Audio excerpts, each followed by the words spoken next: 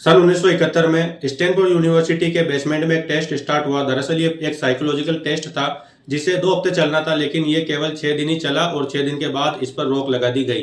दरअसल 24 स्टूडेंट्स को 2 भागों में बांटा गया। एक में आधे गार्ड्स थे और आधे थे प्रिजनर्स। दरअसल एक फेक जेल बनाया गया था और उसके अंदर अब उनको रोल प्ले करना था। शुरू में सब मजाक लग रहा था, लेकिन धीरे धीरे जो गार्ड्स थे वो अपने रोल के अंदर खो गए और प्रिजनर्स को परेशान करने लगे, उनको टॉर्चर करते और अपने पावर का गलत यूज करने लगे। प्रिजनर्स जो थे वो डिप्रेशन में चले गए, कुछ चिल्लाने लगे और कुछ रोने लगे।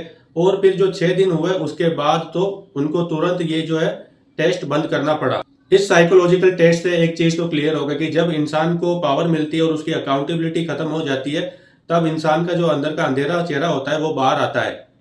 सन 1971 में स्टैनफोर्ड यूनिवर्सिटी के बेसमेंट में एक टेस्ट स्टार्ट हुआ। दरअसल ये एक साइकोलॉजिकल टेस्ट था जिसे 2 हफ्ते चलना था, लेकिन ये केवल 6 दिन ही चला और 6 दिन के बाद इस पर रोक लगा दी गई। दरअसल 24 स्टूडेंट्स को 2 भागों में बांटा गया।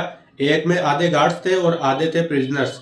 दरअसल एक फेक जेल बनाया गया था और उसके अंदर अब उनको रोल प्ले करना था। शुरू में सब मजाक लग रहा था, लेकिन धीरे धीरे जो गार्ड्स थे वो अपने रोल के अंदर खो गए और प्रिजनर्स को परेशान करने लगे, उनको टॉर्चर करते और अपने पावर का गलत यूज करने लगे।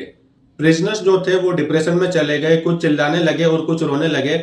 और फिर जो 6 दिन हुए उसके बाद तो उनको तुरंत ये जो है टेस्ट बंद करना पड़ा। इस साइकोलॉजिकल टेस्ट से एक चीज तो क्लियर होगा कि जब इंसान को पावर मिलती है और उसकी अकाउंटेबिलिटी खत्म हो जाती है, तब इंसान का जो अंदर का अंधेरा चेहरा होता है वो बाहर आता है।